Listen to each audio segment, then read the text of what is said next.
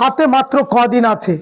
আমরা অলরেডি এই চ্যানেলে অধ্যায় ধরে ধরে তোমাদের বিভিন্ন প্রশ্নের উত্তর এবং সেই সঙ্গে অধ্যায় ধরে ধরে সাজেশনও দিয়েছি।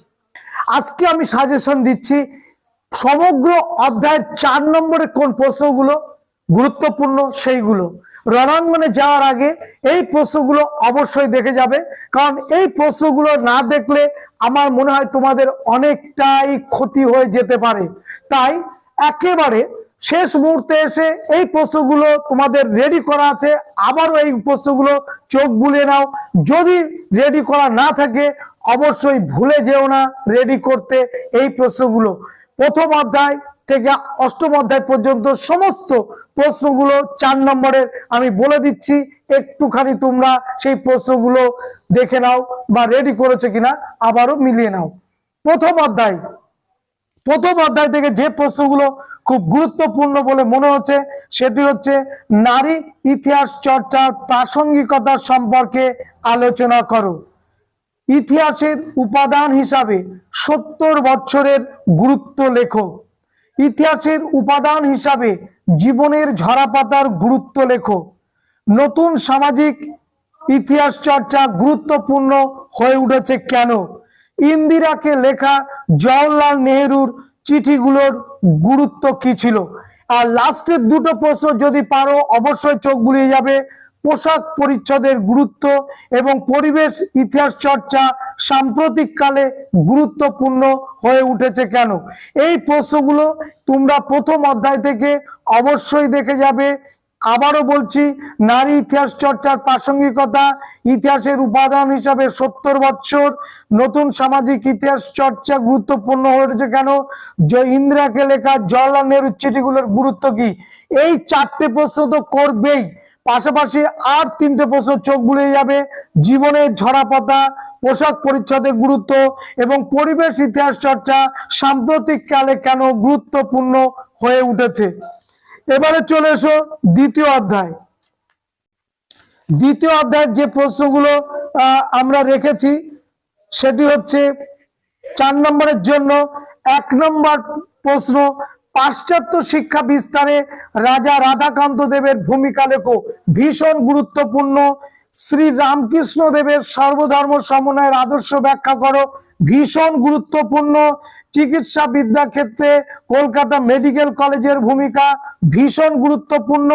হুতুম প্যাঁচার নকশা গ্রন্থে 19 শতকে বাংলার কিরূপ সমাজচিত্র পাওয়া যায় অবশ্যই করবে। এবং পাশাপাশি নারী শিক্ষা বিস্তারে বামাবোধিনী পত্রিকার গুরুত্ব লেখো। এইগুলো হয়ে যাওয়ার পর যে প্রশ্নগুলো আছে সেগুলো অবশ্যই চোখ বুলাবে। বিধবা বিবাহ আন্দোলনে বিদ্যাসাগর কতটা সফল হয়েছিলেন অবশ্যই লিখবে।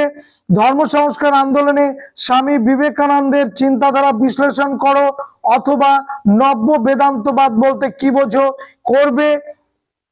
উডের নির্দেশনামা শিক্ষা বিস্তারের ক্ষেত্রে মহাসনদ বলা হয় কেন? পাশ্চাত্য শিক্ষা বিস্তারে রাজা রামমোহন রায়ের ভূমিকা এবং সমাজ সংস্কারে রাজা রামমোহন রায়ের ভূমিকা, উচ্চ শিক্ষা বিস্তারে কলকাতা মেডিকেল কলেজের ভূমিকা এবং শেষ নারী শিক্ষা বিস্তারে বিদ্যাসাগরের ভূমিকা এবং ডিরোজিওর ভূমিকা। এই প্রশ্নগুলো করবে। এবং এই দ্বিতীয় অধ্যায় থেকে গ্রাম বার্তা প্রকাশিকায় বাংলার চরিত্র ফুটে উঠেছে কি সেটা দেখে যাবে। হিন্দু পেট্রিয়ট পত্রিকার ভূমিকা সেটাও দেখে যাবে। দ্বিতীয় অধ্যায় কিন্তু আমাদের কাছে খুব ইম্পর্ট্যান্ট অধ্যায়। এইখান থেকে প্রশ্নের সংখ্যা বেশি হলেও করে যেতে হবে। সুতরাং কোনো মন্তব্য নয়, এই প্রশ্নগুলো যেগুলো দিলাম এখানে তোমার সবই করা আছে, থাকলেও এই প্রশ্নগুলো বারবার চোখ বুলাও, পয়েন্টগুলো মনে আছে কিনা দেখো, চোখ বন্ধ করে ভাবতে থাকো, নোটটা পড়ার পরে আবার ভাবতে থাকো যে পয়েন্টগুলো আছে সেগুলো আমার রেডি করা আছে কিনা। ঠিক এইভাবে আমরা যদি প্রত্যেকটা অধ্যায় থেকে পরপর এই প্রশ্নগুলো রেডি করি, এখনো যা সময় আছে আমাদের কাছে অনেকটা সময়, সেই সময়টুকুকে কাজে লাগিয়ে আমরা কিন্তু এইগুলো সামনের দিকে আনতে পারি। কেমন? এবারে দেখো তৃতীয় অধ্যায় তৃতীয় অধ্যায় থেকে যে প্রশ্নগুলো 4 নম্বরের জন্য গুরুত্বপূর্ণ এখান থেকে দেওয়া হচ্ছে, ঔপনিবেশিক সরকার কি উদ্দেশ্যে অরণ্য আইন প্রবর্তন করেছিল, ভীষণ গুরুত্বপূর্ণ। তৃতীয় অধ্যায়ের বারাসাত বিদ্রোহের প্রকৃতি, ফরাজি বিদ্রোহের প্রকৃতি, কোল বিদ্রোহের প্রকৃতি, সাঁওতাল বিদ্রোহের চরিত্র, বিপ্লব, বিদ্রোহ, অভ্যুত্থান, তিনটের পার্থক্য এটা দরকার নেই, কিন্তু বাদবাকি যেগুলো বললাম, ঔপনিবেশিক সরকার কি উদ্দেশ্যে অরণ্য আইন প্রবর্তন করেছিল অবশ্যই করবে, বারাসাত বিদ্রোহের প্রকৃতি, ফরাজি আন্দোলনের চরিত্র অবশ্যই করবে, কোল বিদ্রোহের প্রকৃতি এবং সাঁওতাল বিদ্রোহের চরিত্র অবশ্যই করবে। এই কটা প্রশ্ন করলেই তৃতীয় অধ্যায় আমাদের কমপ্লিট হবে। এবারে চলে এসো চতুর্থ অধ্যায়। চতুর্থ অধ্যায় থেকে যে প্রশ্নগুলো রেখেছি 4 নম্বরের জন্য, সেগুলো হলো মহারানীর ঘোষণাপত্রের ঐতিহাসিক তাৎপর্য কি ছিল, এটা অবশ্যই করবে। মহাবিদ্রোহকে কি ভারতের প্রথম স্বাধীনতা যুদ্ধ বলে অভিহিত করা যায়, বিশ্লেষণ করো, অবশ্যই করবে। মহাবিদ্রোহের শিক্ষিত বাঙালি সমাজের ভূমিকা বা মনোভাব কি ছিল, অবশ্যই করবে। গগনেন্দ্রনাথ ঠাকুর ব্যঙ্গচিত্র কিভাবে ঔপনিবেশিক সরকারের সমালোচনা করেছিল, অবশ্যই করবে।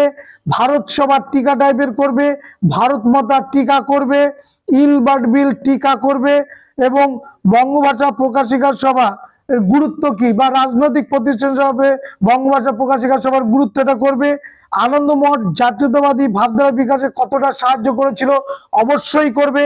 মহাবিদ্রোহকে সামন্ততান্ত্রিক বিদ্রোহ বলা যায় কি, আর গোরা উপন্যাসের জাতীয়তাবাদী ভাবধারা, এই প্রশ্নগুলো যেগুলো দিলাম এর মধ্যে সব থেকে বেশি যে প্রশ্নগুলো তুমি গুরুত্ব দেবে, মহারানীর ঐতিহাসিক তাৎপর্য কি, মহাবিদ্রোহের শিক্ষিত বাঙালি সমাজের ভূমিকা কি, ভারত মাতা এবং আনন্দমঠ জাতীয়তাবাদী ভাবধারা বিকাশে কতটা সাহায্য করেছিল, এই প্রশ্নগুলো, এই 4টে প্রশ্ন একদম এই অধ্যায় থেকে, চতুর্থ অধ্যায় থেকে প্রথমেই রাখবে। তারপরে যে প্রশ্নগুলো দিয়ে বলেছি ওইগুলো অবশ্যই চোখ বুলিয়ে যাবে।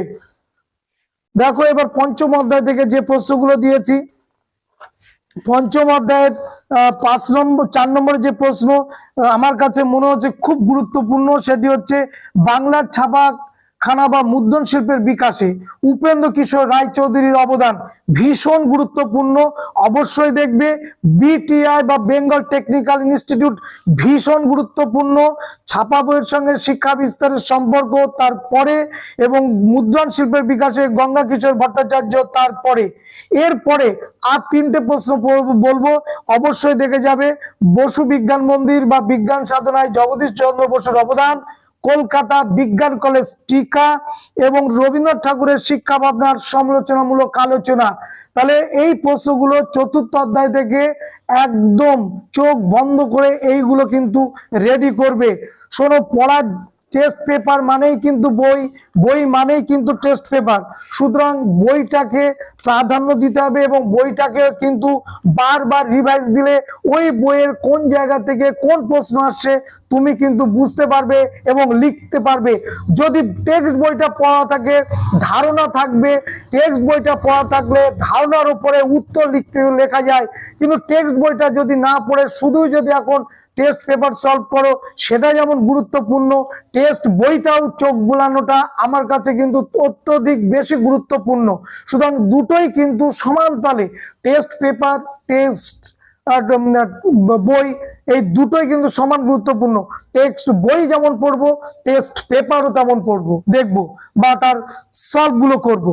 দেখো ষষ্ঠ অধ্যায় আমার কাছে ভীষণ গুরুত্বপূর্ণ বলে মনে হচ্ছে, বারদৌলি সত্যাগ্রহ বা বারদৌলি সত্যাগ্রহের সর্দার বল্লভভাই প্যাটেলের ভূমিকা মিলে যাবে তোমাদের সঙ্গে।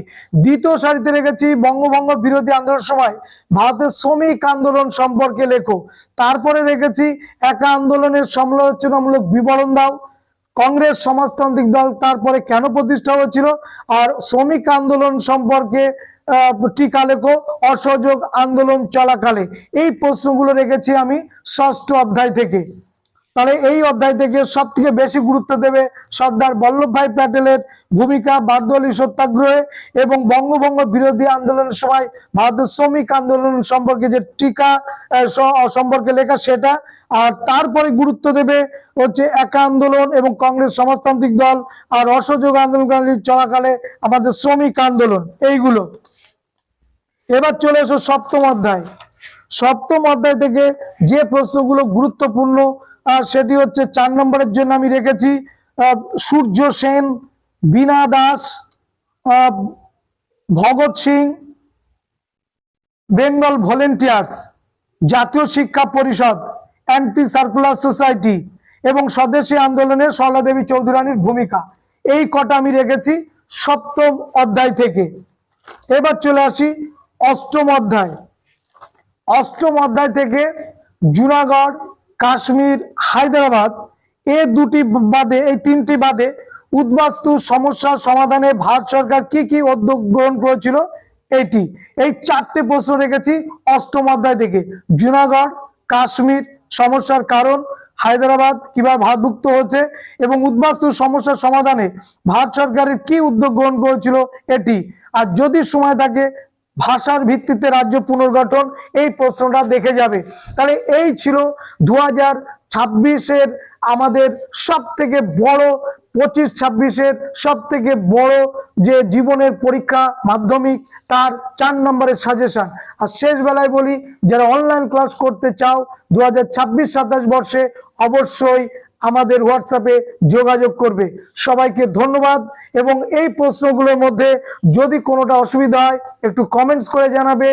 আমি সেই প্রশ্নগুলো যেগুলো তোমাদের বেঁধে যাচ্ছে সেই ভিডিওটা দেওয়ার চেষ্টা করব। সবাইকে আবারও ধন্যবাদ জানাচ্ছি। নতুন বছরের নতুন এই দিনগুলোতে তোমাদের জীবনের সুখ সমৃদ্ধি আসুক এবং পরীক্ষা ভালো হোক।